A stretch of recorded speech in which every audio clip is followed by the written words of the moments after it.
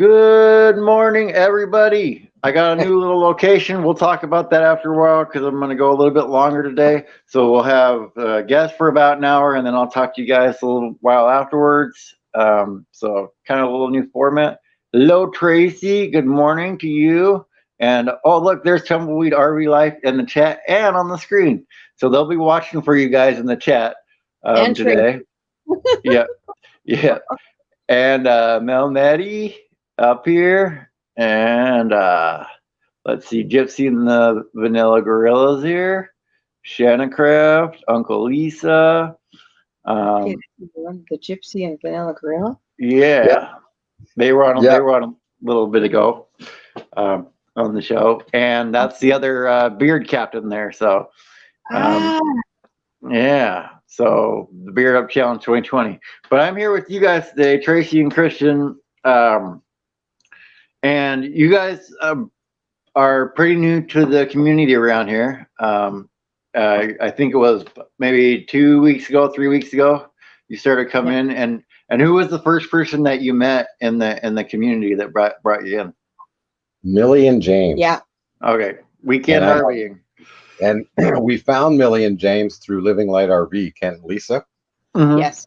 Because Kent and Lisa are probably the first YouTubers that we kind of started at the same time. Yeah. A little bit with them is because I guess we were fellow Albertans at the time. We're in Saskatchewan now, but we were in Alberta and we connected and we actually did a meetup with them at their campground where they were work camping last summer. So we kind of hit it off with them, and that was really our first contact with fellow YouTubers. We kind of just did more our own thing, just producing videos of our travels and our experiences. Right. Saskatchewan, I talked to Van Vita. She's actually from there as well. I talked to her on me and Gina's show on Wednesday. So there's actually another YouTuber right there in your same province that we talked to before. Who is that? Van Vita Travels. She's that, yeah, VIDA. Yeah, and she's actually from there. And she was telling me she had to drive so far just for a Taco Bell. Hello, Roy and Becky. Hello, Lori's Crochet Corner. So what made you decide to start your channel then? Was it just seeing Living Light there and you kind of got inspired by it? No, not quite. It's kind of a longer story than that. It was kind of a longer progress. Let's see. I guess the story is that from 2011 to 2016, Tracy and I traveled all across Western Canada for my work. So I was kind of like the typical traveling salesman. And Tracy, we retired Tracy and she went back to school. So she was on online college. So she would do her schooling while we traveled. So we would travel kind of city to city. We were with a rental company, or I was with a rental company. So they had branches in different cities. So we would travel kind of at the end of the day or beginning, the end of the weekend to position ourselves in the next city. And I would do what I needed to do, my training at the rental branch in the morning, and she'd do her schooling, and then we get a late checkout. We'd throw all our bags and dogs in the truck and basically travel to the next city. So we did that for about 4 years, and we got to really love the road and traveled all across Western Canada.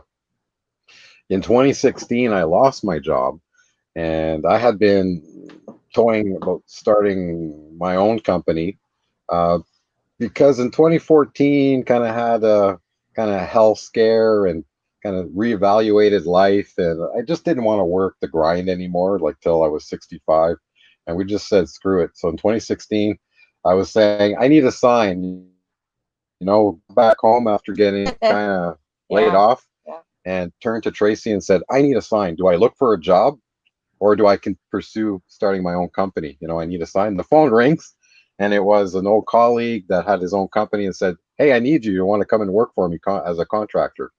And that basically started the company. So Tracy and I started Delta P Engineering. which allowed us to earn an income on the road. Yeah. So that really gelled, you know, the foundation for Tumbleweed RV life. And so once we kind of got that, it took about till 2018, you know, to get things kind of the company working and getting it set up properly. We were debt free at the time, but we were bored and really wasn't really traveling like we did before. Yeah.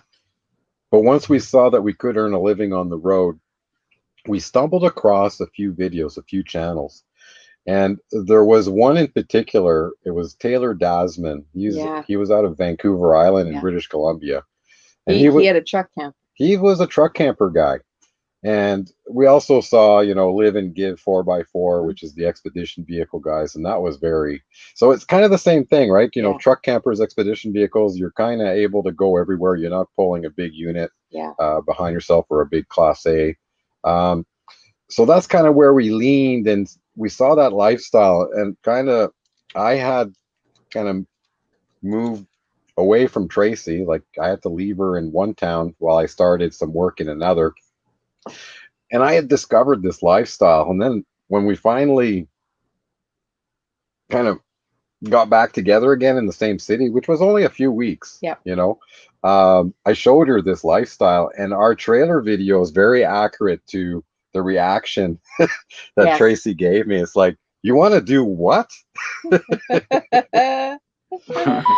I didn't think he was crazy, because I love traveling, and my first life, you know, in the like first marriage, first life, I didn't get to go anywhere, and I really wanted to travel, you know, the country and see Canada, not only Canada but the States and Mexico for sure, because I love Mexico. So it wasn't hard to twist the arm.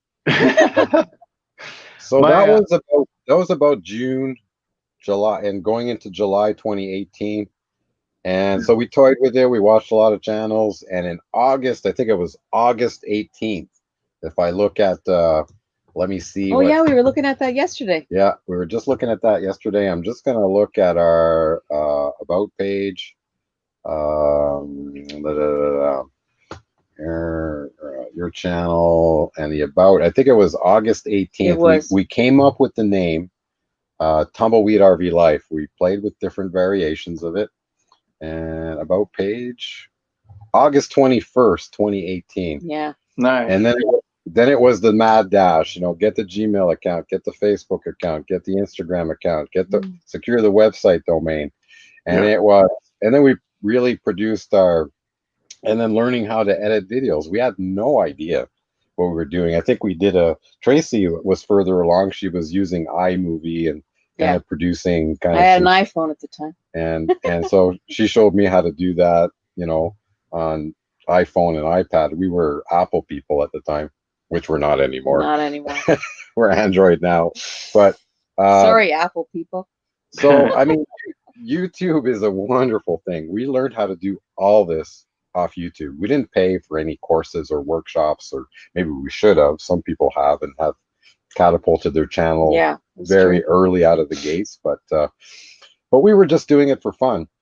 For us, YouTube has never been about an income source. No. It's been more about, since we were away from the kids and grandkids, it was more about documenting our journey, and so that they can kind of keep track of us. We were still in their lives, at least with a weekly video. Yeah. And so, you know, we weren't disappeared forever and never to be seen and heard of again. Yeah. You know, except for me, it was meeting people too, like meeting more people. And this way, actually, we're meeting a lot more people, which is awesome. With the live streaming for sure. Yeah.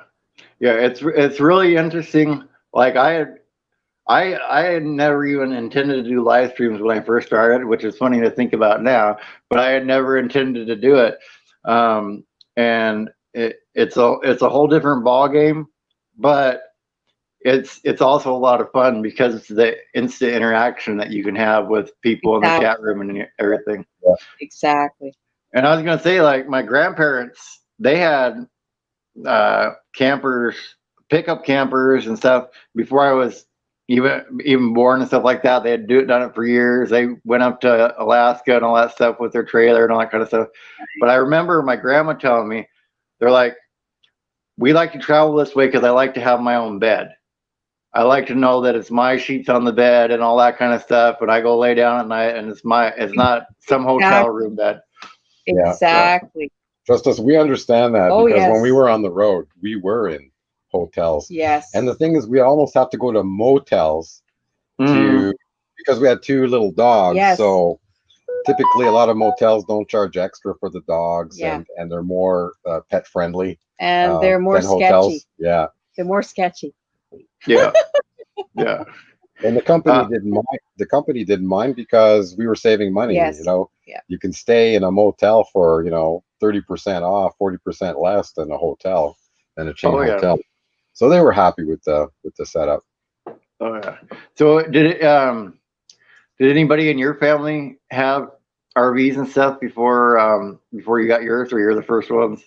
No. Well, we both had RVs in our previous lives. When the kids were little or smaller, and kind of where we had kids in house. You did. So yeah. So I mean, I had a couple of travel trailers over the years, and so I had the exposure. I was happy to get my first pickup truck. And then I got my dream truck which was Duramax 12. 2500. It was my dream truck at the time. That was 2000. Oh, wait a minute. Yeah, 2002 or something. And it was like, had the ideal life, had an acreage, had a travel trailer before that, living the dream. And that was kind of it, like, so that kind of life went away. And it's like, okay, whatever, it's like at least I had experienced it. And then you had to go like 15 years later to come to 2018 and kind of decide, well, we both had RVs, but it's a totally different idea than than doing weekends, with the kids. Yeah, but I didn't. I had a pull along trailer. I bought the truck, bought the trailer, put myself into mega debt to try and get the family to go camping or just get away. It didn't work. I think we actually went 2 times camping, and that was it. So it wasn't. It was not worth the headache. Yeah, and I think if I remember the story, Tracy hit a tree with her awning going around. Hey, you're not supposed to tell that story. Going around the loop, she kind of cut it a little close. Hey. So yeah, Hey, it was first time. I never. First of all, never drove a truck. Never drove a truck pulling a trailer like a camper. Never did that. So hey, things happen. And I not only lost the awning, I lost the steps. Oh no. I did a good one. Yeah. Hey, I backed into some pretty heavy bushes and a chain link fence.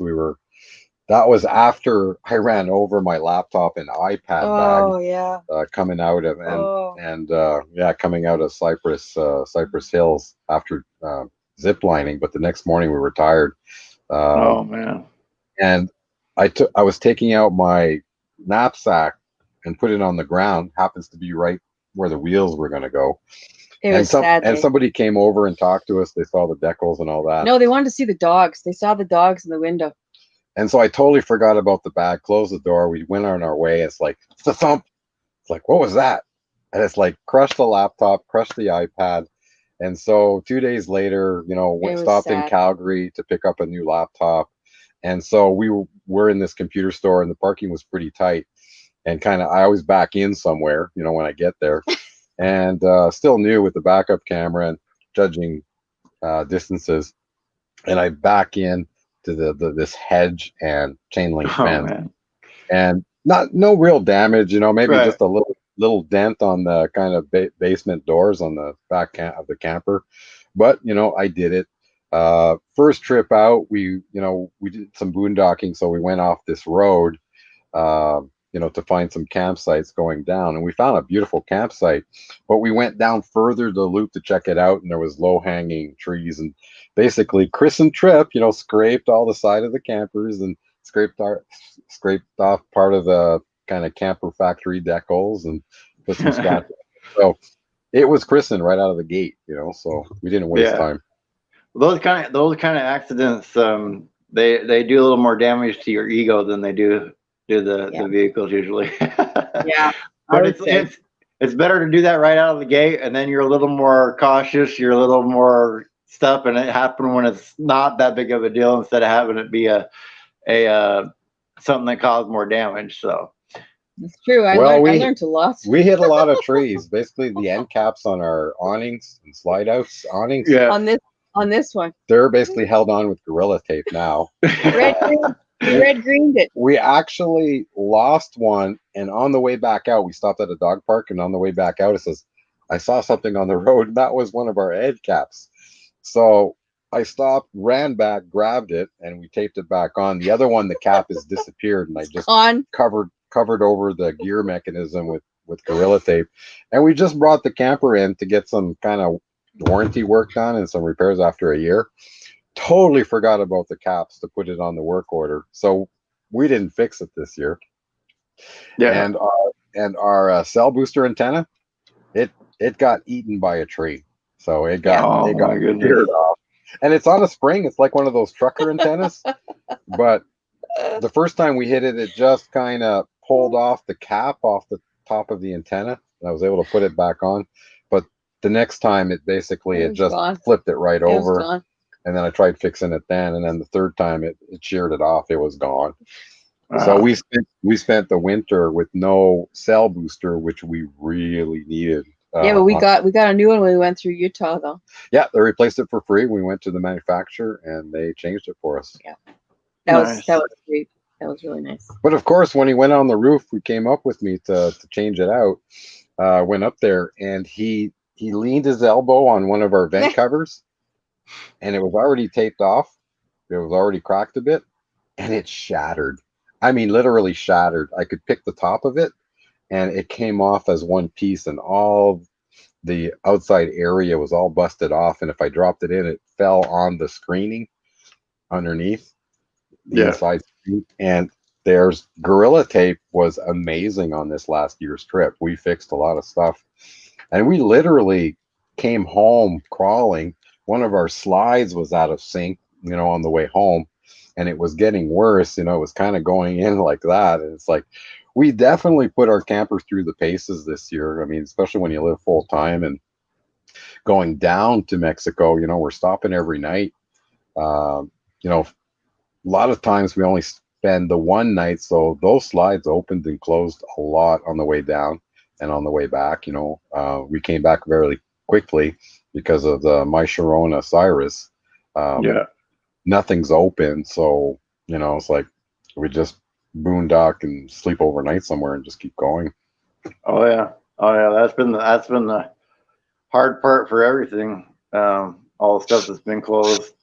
Tough on the people that own those businesses too. Cindy Cantonese wants to know, how long have you guys been RVing? We went full time in May of 2019. June 2019. And we have videos on that. We have series on our first outing. Buying the truck, buying the camper. Season 1 was all about making the decision and researching. Season 2 was about outfitting and hitting the road. Season 3 was about really leaving Canada and doing the Canada to British Columbia and then driving down the West Coast. So we hugged the highway. We did the Oregon highway, coastal highway, and we did most of Highway 1 California. We have the sticker to prove it. But when we hit the forest fires, we got diverted back to the interstate. So we missed a little bit of kind of Southern California, but not too much. We managed to make it kind of back. We hit Hollywood, so we hit the Wax Museum, Madame Turo's Wax Museum, but at that point we got LA. We hit such heavy traffic, we just got really stuck on the interstate, and we were racing for sunset to make sure we could get a campground, and that was tough because the first 2 we stopped were full. I think it was a long weekend. or something in, in the States. So, so we kind of gave up at that point. We just after that night, we beelined it to San Diego, and we stayed there for I think 3 nights. And we had to get everything in order to cross the border into Mexico. So at that point, Highway 1 dream from end to end kind of had to be abandoned, but we did, I think, 90% of it. So it was an experience. It was a tough drive. That's a tough drive to do, but it was absolutely beautiful. And I would recommend, doing the Oregon forests and Washington State. Just, it's a wonderful drive. Yeah, and Ivy's Fork Homestead says Highway 1 is a great drive. Agree with you there. Yeah. What would you say is unique, or something that's different about each country that you've been in, like the campgrounds? Like, is there something that Canada campgrounds do different than the United States and Mexico, and vice versa, that you've noticed? There's more similarities in terms of what there is less here is like BLM land. Yes. Like they've really clamped down in terms of where you could pull off, and just there's no BLM land where you can officially stay for 14 days, and no. So there's not a whole lot here. Not here, and no. And that we found a lot of fun in the States. Yeah. But where there's similarities is the similarity. Utah. Yeah, Utah's beautiful. Oh my God. Yeah. Zion is amazing. Oh my God. But where there's similarities is state parks and provincial campgrounds here up in Canada. Very similar, kind of low key, low service, more trees. The sites are a little bit more spaced out, and in the mountains. So that was perfect for us. Yeah. Because we're kind of off grid and we don't need power, so we like to save a little bit of money when we walk up and say we don't need any services. I mean, we need nothing. Right. So we saved a little bit of money that way, and we kind of like the provincial parks. And so as we were going down the coast, we were looking for state parks that were on a beach, and we've managed to hit a few of those close to the beach. I can't remember exactly where. I mean, it is on our video playlist, but we found one, I think it was in California, because it was pretty pricey, on the beach. And so, we ended up staying there for 3 days, but it was worth $75 a night. And for us, in that's Canada, a lot of money. That's like $100 a night. It's a lot of money for us. But it was definitely worth it, just to walk out and you're right on, literally right on the beach. On the beach, you know. Even there's even sand around the sites, So it was a lot of fun. That was a highlight of one, of our trip down the coast. Yeah. Nice. What if you could have any rig that you wanted, what's your dream one to have? This one? So there's a lot of aspects to that in terms of when you say dream, you're probably saying if money was no object. Oh, I see. No, money's no object. Yeah. Oh, okay. But to back up, we're very happy with our decision. Oh, very. We would buy this setup again. Yeah. Just because of the type of work I do in the summer, we kind of need the truck.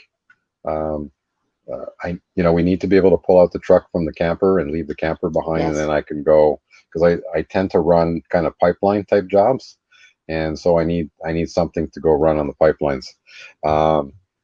So we would do it again. But when we started out, we were pretty enthralled with expedition vehicles. Yes. But our goal wasn't to travel the world, which is what expedition people, a lot of them do, set up for, is so that they can go into South America and basically hit all the continents. So we met a lot of people like that, and it's like, wow, they're brave.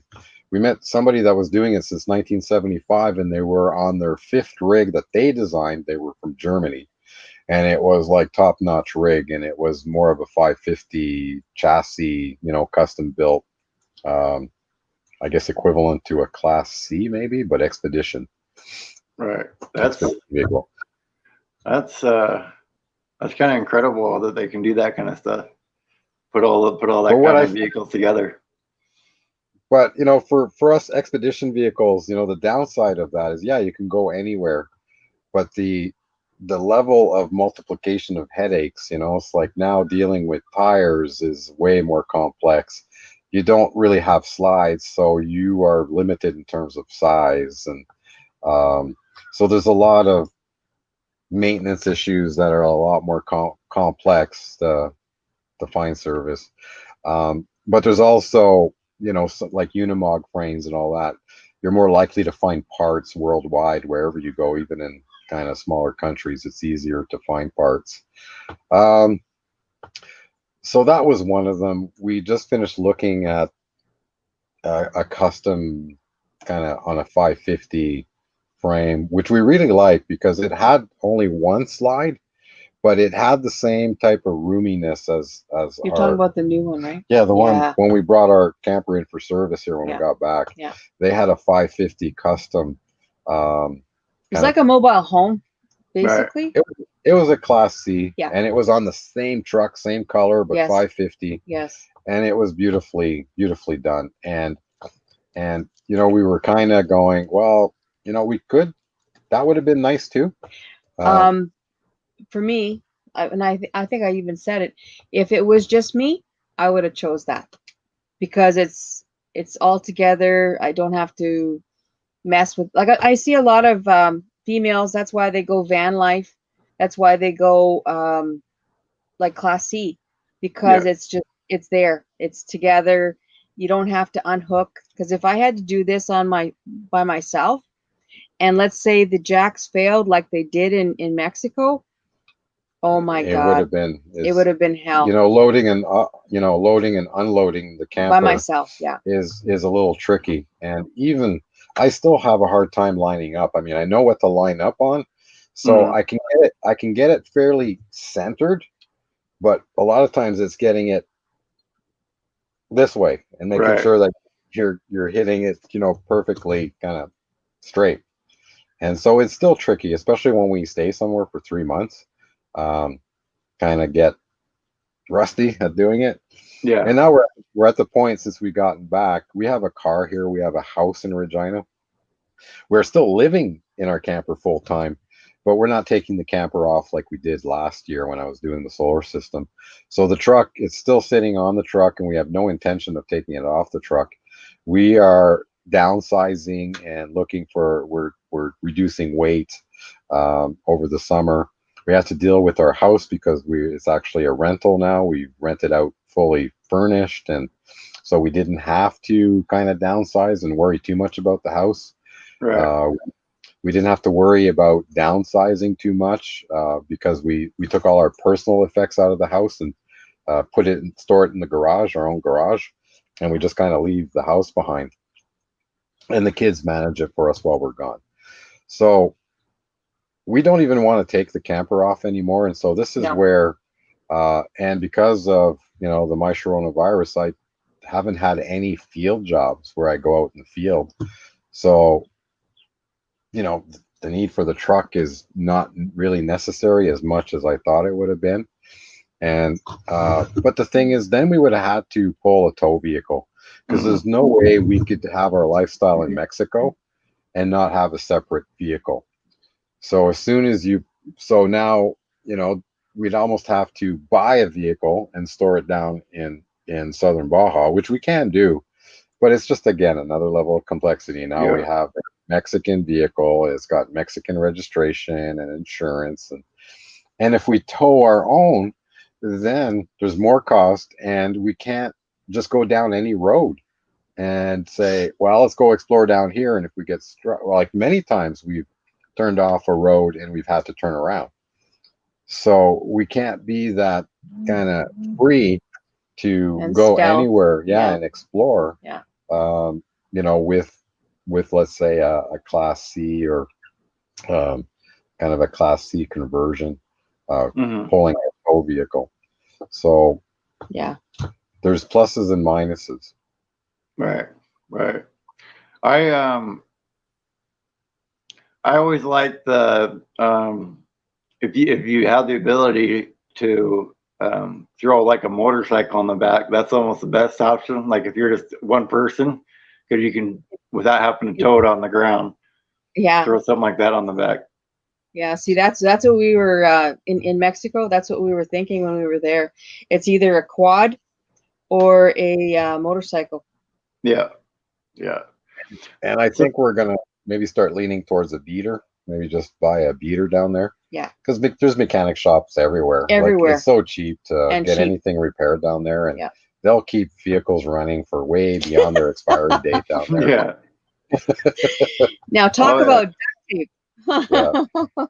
I used to that was the one part of when I was driving truck that I hated, was going down and picking up the trailers, because when they come back over the border this way, you usually Yeah. have to replace all the lights and stuff isn't working, and yeah, Everything. that was the one place I hated doing the loads at. How did you come across, like, what was the inspiration for the name? Because I mean, it's a pretty cool name to get for sure. Like you said, you raced to get it, but what was the inspiration originally for the Tumbleweed? Yeah, go ahead, because you kind of came up with it. I actually, okay, it kind of started because of this. I don't know if you can see that. She likes the Bugs Bunny type cartoons. Oh yeah, Wile E. Coyote, all that kind of stuff. And so I found this on the internet, and I said, "What a great name, Tumbleweed!" And then I put in the RV life. I thought that was a great combination. And then what happened was, well, the name came after that, like the Tristan and all that. Yeah, but I think Tumbleweed, we felt like tumbleweeds when we were traveling for work. You know, it's like we were traveling tumbleweeds. You're never stuck in one place. We were all over Canada. So we kind of, I think we were kind of just playing on words and kind of doing that. You know, we're kind of traveling tumbleweeds, or we're like tumbleweeds. We travel everywhere. And, yeah. And so we kept kind of playing off each other, and then somehow Tumbleweed RV Life came out. So we're tumbleweeds, and we're gonna have the RV life, full-time life. So it kind of gelled, and it didn't take that long. I think we kind of talked about it and just threw out the word tumbleweed one day, and the next day, within 2 hours, we kind of had found the name, and Tracy had found some kind of stock graphic work, and kind of went from there. Yeah, it's kind of crazy how sometimes it just comes out of nowhere. You know what I mean? Like, I like this. Let's see if it'll work, and ends up working. It's pretty cool. Because you would think somebody would have grabbed that by then. You know what I mean? So just to have it available is really cool. Yeah. So how did you guys end up meeting? That's yours. No. That's yours. Well, let's see. Where do you start?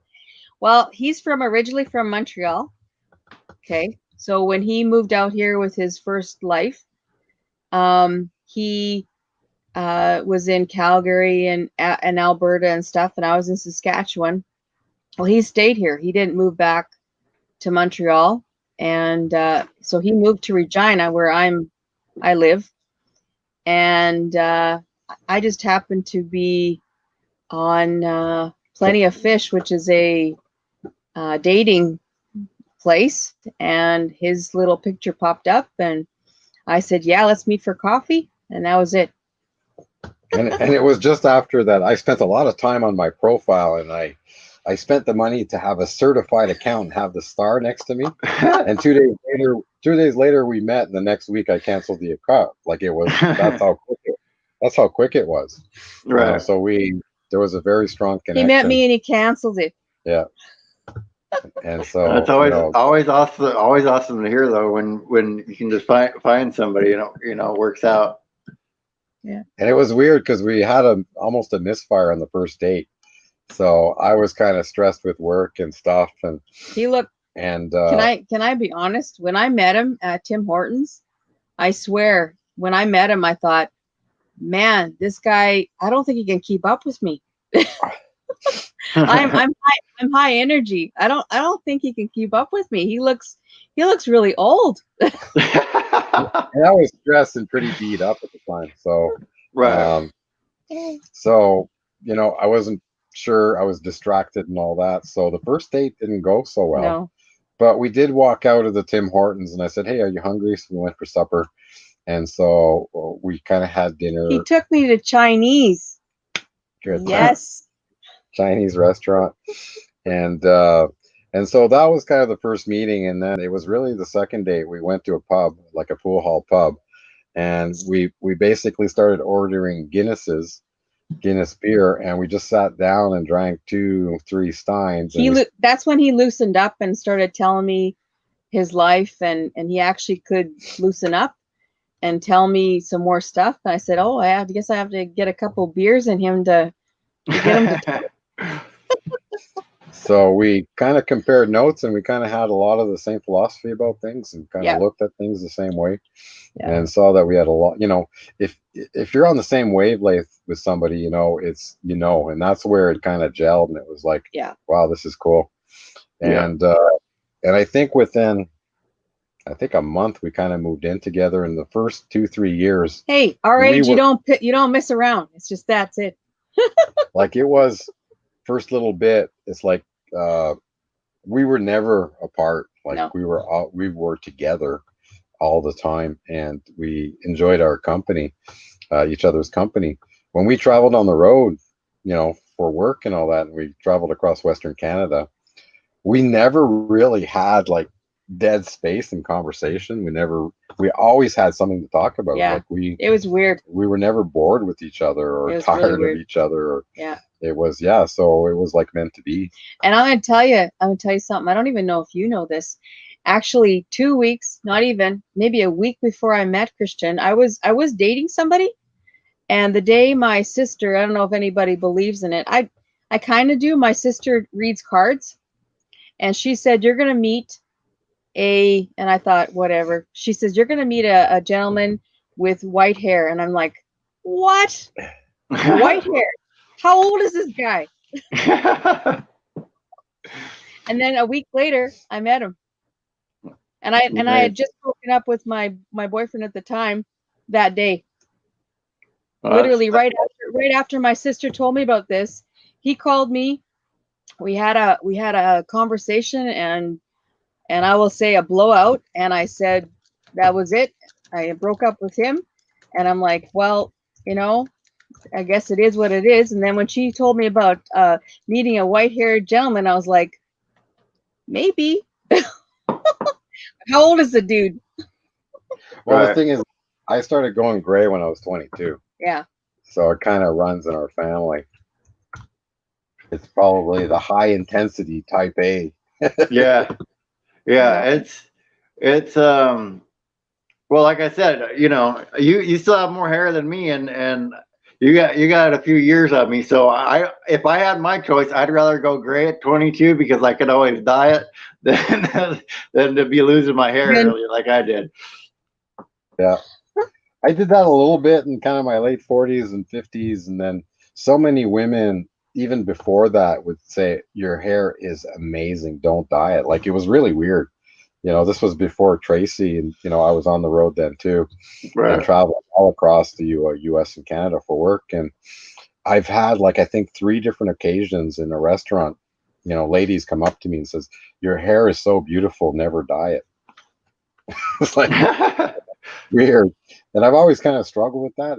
I always kind of felt that it kind of made me look old. I didn't like looking old. He did. When we first got together, I don't know. I guess he just felt the need to do it. Remember when you dyed your hair that time? Yeah, it looked horrible. It looked horrible. I hated it. I said, you got to go back. Yeah. Oh, it was terrible. Tracy says you remind her of Billy Bob Thornton. Yeah. Okay. I could see that. Who did I say you look like when I saw you after you calmed down? And when I had a little bit more hair and it wasn't so gray, people used to always say you look like Clooney. Yeah, George Clooney. I can see it. I can see it for sure. Yeah. It's like but I don't swap girlfriends after a few hours, so I don't get too old. Yeah. Not like Clooney or Pitt. I guess Pitt. Yeah. And Gypsy and the Vanilla Girl says you have great stories. Love listening to them. Well, they have a couple years of YouTube up, and you guys just hit 1,000. So congratulations on that for hitting 1,000. Thank you.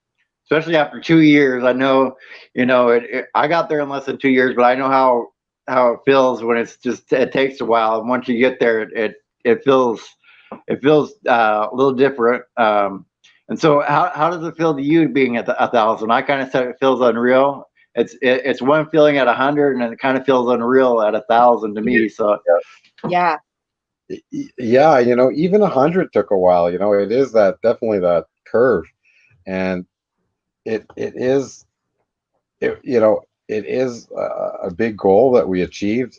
It is surreal, um, and I don't know. It does feel a little different, but I'm sure it's going to pass here in the next few weeks.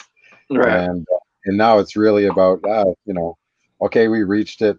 So the next one is 10,000. So I'm sure that one's off a little bit, yeah, and we're not going to worry about it. We're going to uh, kind of think more about just producing the videos, kind of logging our experiences. It you know we started this and continue to do it for our main target audience is our grandchildren. mm, Um, it's always funny when somebody criticizes a video. It's like, for example, we had somebody say, if I wanted just to drive down and, look through my windshield, I do it I myself. do it myself. It's like, sorry, buddy. I It's guess it's for our kids too. I guess you're not our target audience. Sorry. So right, we laugh at those comments now, but we haven't really had anything like that recently. No. This community's been awesome. Yeah. We hear more like, your videos are great. How come you guys are only like 1,000 subscribers? mm-hmm, And yeah, we take the time to produce a decent quality videos. We don't throw them together. I like how you say we. It's him. Come on, come on. She supports. Oh yeah. She I make the coffee and support. she keeps feeding me right, And I while feel while I do videos. But it's like an onion. You have to, but you're building an onion. It's layers and layers. And it's easy enough to put it all together, the main track, but it's doing the music and the overlays and the pictures and and laying all the tracks together takes it takes about 6 hours for a 10-minute video. And I think a lot of people in this community realize that, and that's why they decide to go to live streaming. Um, but we started with the videos and almost gave up. It's like it got really tiring. Um, yeah, and but we have a lot of content. We're trying to catch up. We're putting out 2 videos a week now, even if they've got to be like only 4 or 5 minutes. Just a quick video on this. So you'll see mm, next Saturday on our preview will just be a quick video about us doing water transfer, and our transfer pump failed. Don't put electric transfer pump down in the sand. It doesn't right, like that. So we burnt out I burnt out the transfer pump, and so we came up with a strategy to fill our fresh tank with water bottles, um, without a funnel and things like that. So And Gypsy and the Vanilla Girl wants to know, what do you do predominantly on your channel, more specifically than RVing? Like, is there any other specific things that you do on there? go ahead.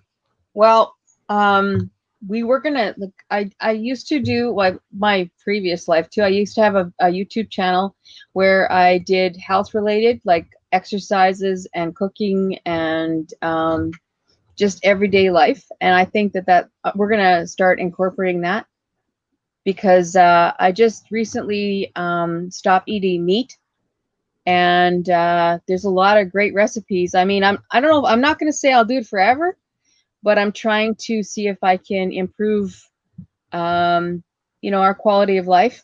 He does better on like a vegetarian vegan type of eating, and I come from the farm, so it's interesting. So also, so when we started, we did a lot of the process of decision making and RVing, and then products reviews, and then using those products and Yeah, outfitting the truck and the camper. And then when we hit the road, it was more about the experience, where we've been, what we saw. A lot of channels will do campground reviews and all that. So we're really not into that. But our experience in terms of traveling down Baja and setting up our property for boondocking in the middle of nowhere. And that was really, where we're at now in terms of our videos. And I think this community is really appreciating that aspect of our videos right now. We still have to do our kind of our first year in the RV, your typical, we did a 3 likes and dislikes about our RV. But we actually have to dig into the products, what's, our solar, how did it work? What did we do right? What did we do wrong? So we're still going to do that, and definitely we've had a lot of kind of thumbs up and watch when, especially on Instagram, when we post something with Tracy, kind of with all these salads and food prep for the week, laid out on the counter. People have really been interested. Yeah. They love that in terms of seeing, how we eat and how we stay healthy. How on the road. how I set up my fridge and stuff so that we can eat good on the road. Yeah, that's always. I think that's really good information to share with people, because sometimes it's real easy to not do that when you're on the road. It's real easy just to eat junk or whatever you can get, and so that's really good information to share with people. That's one of the things that I had to learn when I was driving truck was, hey, you can't just eat whatever greasy foods at the restaurant every day. It doesn't do too well for your body. Yeah. Oh, when we were on the road, it was so bad. At least when you're in an RV, you have a fridge. Mm. So if you plan it, I mean, Tracy would make salads for like 7 days. So she'd get everything, prepare everything, and then we'd have she got these perfect little containers from Costco. Yeah. And they were perfect size for a salad, and you put kind of some meat in it or cold cuts with it. And so it was very filling. And then they stacked perfectly in the fridge, right between the racks. So she could get the fridge pretty full and then say, hey, Tracy, you got to leave some room for the air to move around in there. But she can fill this fridge with at least a week's worth of food. Yes. And the freezer is, full of meat that, when we were more meat eaters. And now it's vegetables.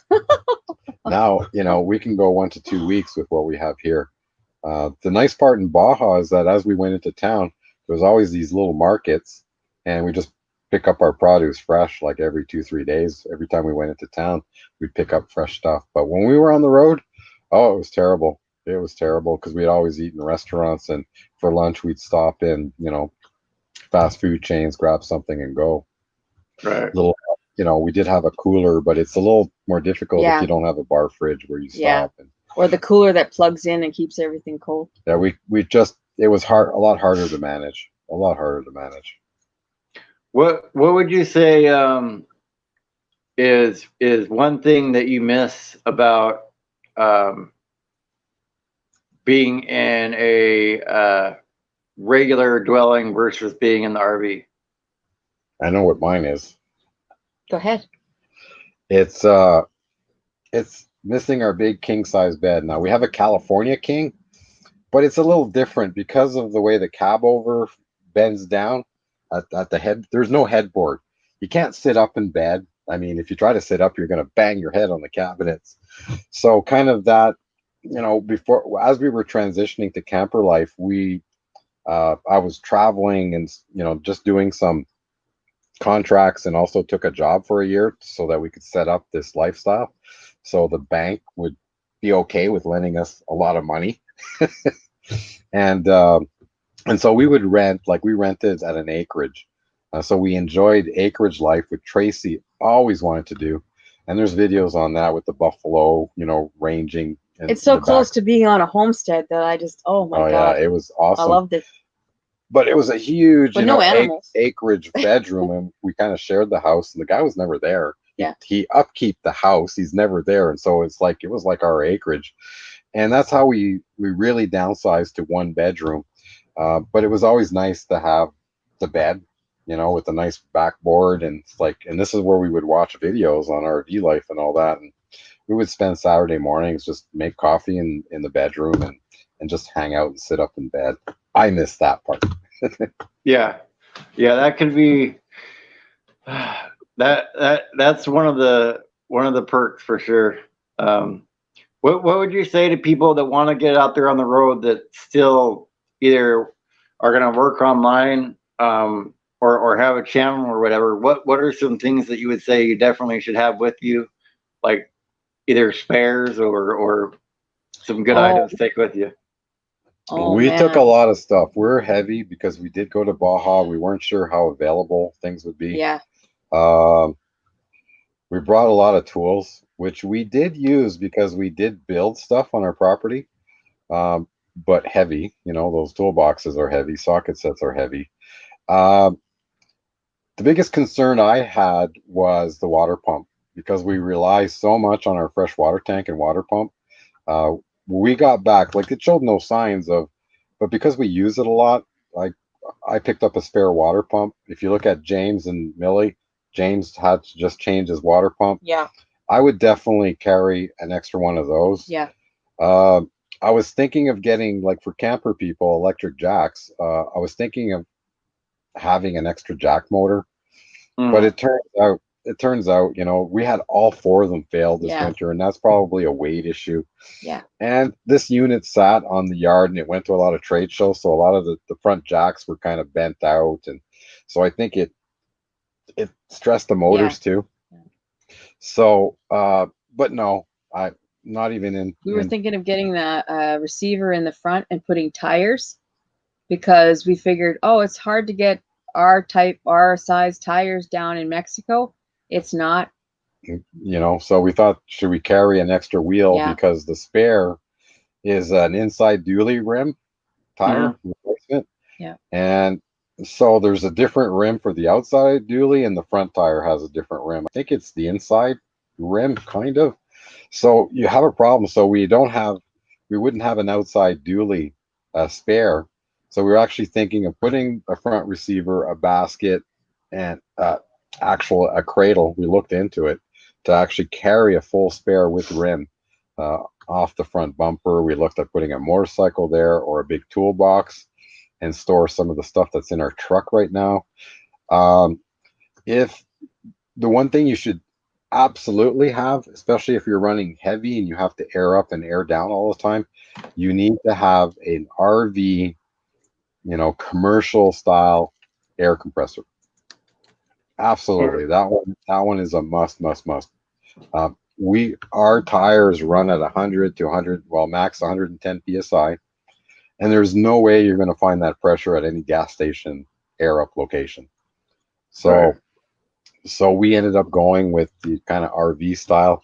Can't remember the name. We have a video on that, you know, in terms of reviewing that.